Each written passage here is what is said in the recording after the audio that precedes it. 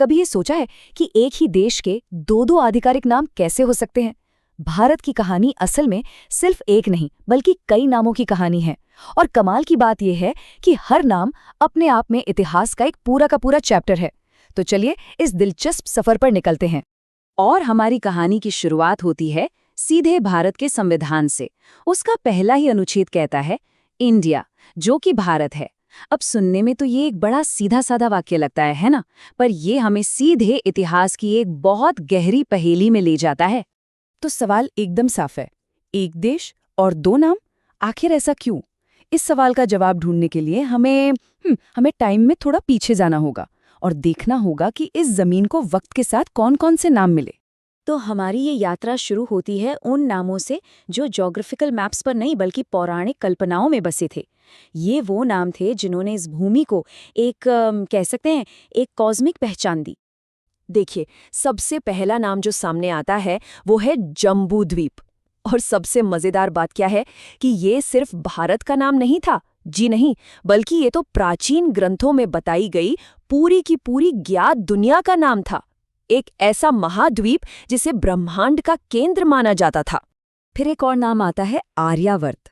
अब ये जम्बूद्वीप जैसा कॉस्मिक नहीं था, ये कोई भौगोलिक सीमा नहीं थी, बल्कि एक कल्चरल आइडेंटिटी थी। मतलब ये मुख्य रूप से गंगा यमुना का वो मैदान था जहां वैदिक संस्कृति का विकास हुआ। और एक बात गौर करने वाली है कि इस परिभाषा में दक्षिण भारत शामिल नहीं था। चलिए अब उस नाम की तरफ चलते हैं जिसे सबसे जरूरी, सबसे स्वदेशी या कहें कि एक अंदरूनी नाम माना जाता है, और वो नाम है भारत। देखिए, भारत नाम की जड़ें ना बहुत गहरी हैं। एक कहानी तो इसे महान राजा भरत से जोड़ती है, वहीं एक दूसरी व्याख्या है जो और भी ज्यादा फिलोसॉफिकल है। उसके मुताबिक भा यानी ज्ञान या प्रकाश, और रत मतलब उसमें लीन, तो ज्ञान में लीन लोगों की भूमि। अब कहानी चाहे जो भी हो, एक बात साफ है, ये एक ऐसी पहचान है जो अंदर से, यहीं की कहानियों से, यहीं की संस्कृति से जन्मी है। यहाँ से कहानी एक बहुत ही दिलचस्प मोड़ लेती है। क्या ये यकीन होता है कि दुनिया भर में इतना मशहूर नाम इंडिया, उसकी शुरुआत सिर्फ एक नदी से हुई और एक छोटे से भाषाई बदलाव से? चलिए देखते हैं ये हुआ कैसे। ये भाषाई सफर वाकई कमाल का है। देखिए, सब कुछ शुरू हुआ संस्कृत के शब्द सिंधु से, जो कि एक नदी का नाम है। अब जब फारसी लोग यहाँ आए तो उनकी जबान में स का उच्चारण ह होता था, तो सिंधु बन गया हिंदू। अच्छा, फिर आए ग्रीक यानी यूनानी। उन्होंने फारसियों से ये शब्द सुना और अपनी भाषा में इसे बना दिया इंडोस। और आखिर में रोमन्स ने इस ग्रीक शब्द को लैटिन में बदलकर इंडिया कर दिया, और यहीं से ये नाम पूरी दुनिया में फैल गया। जरा सोचिए, सिर्फ एक अक्षर के बदलने से इतिहास कितना बदल गया। अच्छा, सिंधु से इंडिया तक के सफर ने इस जमीन को और भी कई नाम दिए। तो चलिए देखते हैं कि बाहर की दुनिया की नजर में ये जगह और क्या क्या कहलाई। फिर आया हिंदुस्तान। ये नाम मध्यकाल में खासकर तुर्की और मुगल साम्राज्यों के दौरान बहुत पॉपुलर हुआ। ये दरअसल दो भाषाओं का मेल है, संस्कृत का हिंदू और फारसी का स्थान, जिसका मतलब होता है जगह या भूमि। एक और दिलचस्प बात यह है कि शुरुआत में यह सिर्फ उत्तर भारत के लिए इस्तेमाल होता था, पर धीरे धीरे ये पूरे उपमहाद्वीप की पहचान बन गया।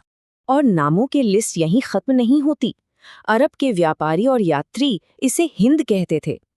यूनानी इतिहासकार मेगास्थनीज ने तो अपनी मशहूर किताब का नाम ही इंडिका रख दिया। और तो और बौद्ध धर्म के असर की वजह से चीन और जापान में इसे तेंजिकु कहा गया, जिसका मतलब है स्वर्ग का केंद्र।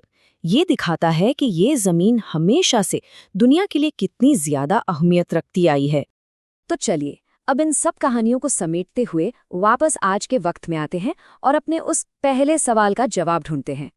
तो अब तक हमने क्या देखा? यही कि हर नाम एक अलग तरह की पहचान को दिखाता है। जैसे जम्बूद्वीप ने एक धार्मिक या ब्रह्मांडीय पहचान दी, आर्यावर्त ने एक सांस्कृतिक पहचान दी, भारत एक राष्ट्रीय कहानी कहता है, तो वहीं इंडिया एक ग्लोबल पहचान को दिखाता है। तो असल में ये दो अलग अलग नजरियों की कहानी है। एक तरफ है भारत, जो एक अंदरूनी, एक स्वदेशी नाम है, यहीं की मिट्टी से, यहीं की कहानियों से निकला हुआ। और दूसरी तरफ है इंडिया, जो एक बाहरी नाम है, जो हमें दुनिया ने दिया। एक है हमारी अपनी पहचान और दूसरी है दुनिया की नज़र में हमारी पहचान। तो अब जब हम संविधान की उस पहली लाइन पर वापस लौटते हैं, इंडिया जो कि भारत है, तो इसका मतलब कहीं ज्यादा गहरा लगता है ना? ये सिर्फ एक नाम का दूसरे में ट्रांसलेशन नहीं है। नहीं, ये उस पूरे ऐतिहासिक सफर को, उस पूरी यात्रा को स्वीकार करना है। ये हमारी अंदरूनी और बाहरी दोनों पहचानों का सम्मान है। जरा सोचिए, एक देश और 7 से भी ज्यादा बड़े बड़े ऐतिहासिक नाम। दुनिया में शायद ही कोई और ऐसा देश होगा। ये अपने आप में इस बात का सबूत है कि जमीन की कहानी कितनी गहरी, कितनी परतदार और कितनी दिलचस्प रही है। तो आखिर में ये पूरी बातचीत हमें एक गहरे सवाल पर लाकर छोड़ देती है। अगर हर नाम एक कहानी बताता है, तो फिर एक राष्ट्र को अपनी पहचान के लिए कौन सी कहानी बतानी चाहिए? ये एक ऐसा सवाल है जिस पर सोचने की जरूरत है।